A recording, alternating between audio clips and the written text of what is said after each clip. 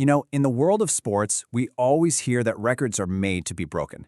But what if there's a record out there that's so incredible, so far out of reach, that it's basically untouchable? Well, today, we're diving into the story of the man behind that very record, the one and only Byron Nelson. I mean, really think about it for a second. In a sport that's given us legends like Hogan, Palmer, Nicklaus, and Tiger Woods, what's the one single achievement that stands above them all? The one record that pretty much everyone agrees will likely never, ever be broken. It all boils down to one simple, almost unbelievable number. 11. That's it. Just 11. But 11 consecutive tournament wins on the PGA Tour. To put that into perspective, winning just one PGA Tour event can literally make a golfer's career. Winning 2 in a row, that's amazing. But 11 in a row? That's something only one man has ever done. So yeah, that single number, 11, is the heart of our story today. We are about to break down the legendary 1945 season, a year of such complete and utter dominance that it completely rewrote the history books. And look, this isn't just a golf story, not by a long shot. To really get how huge this is, you have to put it up there with the greatest records in all of sports. We're talking Joe DiMaggio's 56-game hitting streak level of untouchable. It's a feat that goes way beyond the game itself. It's a monument to pure, sustained, almost inhuman excellence. But how in the world does someone achieve something that seems impossible?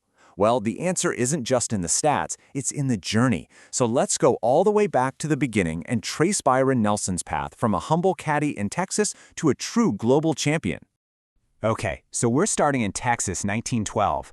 Byron Nelson grew up during the Great Depression, so for him, the golf course wasn't some fancy country club. It was a job. He learned the game not as a member, but as a caddy, carrying bags for other players and just soaking it all in. That caddy yard was basically his classroom, and by 1932, he learned enough to turn pro. Remember that legendary consistency we were just talking about? Well, that didn't just happen by accident. It was forged, day in and day out in those early years through pure, relentless dedication. He would practice constantly, mastering every single part of the game. His powerful swing, his delicate touch around the greens, and maybe most importantly, that mental toughness you need to win under pressure. And all that hard work, it didn't just build a great golfer. It really shaped the man he became. As a professional, he earned a nickname, the Quiet Champion.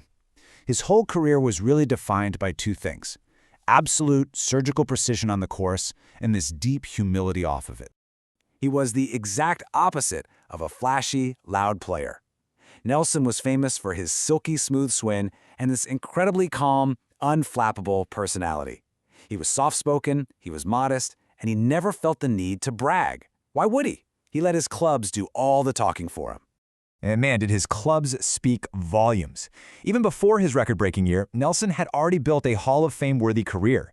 I mean, just look at these numbers. He'd already piled up a ton of wins, including 5 major championships. He wasn't some up-and-comer. He was already one of the best in the world. Which, of course, brings us to the main event, the year that took him from being a great champion to a straight-up immortal legend. Let's just take a look at the absolutely staggering numbers from his 1945 season. All right, let's start with the total number of wins for the year. 18. Just let that number sink in for a second. Most professional golfers would be thrilled to have an 18-win career. Byron Nelson did it all in one single season. And nestled within that historic year was the streak. From March all the way to August, he was completely unbeatable. He won 11 tournaments in a row. Every single time he showed up to play, he won. It's a level of dominance the sport had never seen before, and frankly, has never seen since. This was the year that cemented it all. That one unbelievable season transformed him from just a great golfer into something more, an icon. He became the guy who did the impossible, and his name became the gold standard for greatness in golf. But you know, the story doesn't just end there in 1945. Nelson's impact on golf went so much further than his own wins. So for our last section here, let's talk about the legacy of the man behind that mind-blowing record. Everyone always wanted to know his secret. What was the magic formula? But there wasn't one. His whole philosophy was actually pretty simple, and it guided his entire life. Hard work, patience, and an obsessive focus on the fundamentals. That was Byron Nelson, the player and the man, to his core. And then, at the absolute peak of his career, he did something that is just stunning. He retired. Just 1 year after that historic season, he walked away from full-time professional golf. But he never really left the game. He dedicated the rest of his life to teaching and mentoring, shaping modern golf instruction for generations of players who came after him. So when you look back at his legacy, it's so clear that it was about way more than just numbers. It was about an unmatched consistency that came from unparalleled dedication. It was about a level of sportsmanship and humility that earned him respect from absolutely everyone. And yeah, it was about a record so incredible it may truly stand the test of time. And that really leaves us with one final big question to chew on.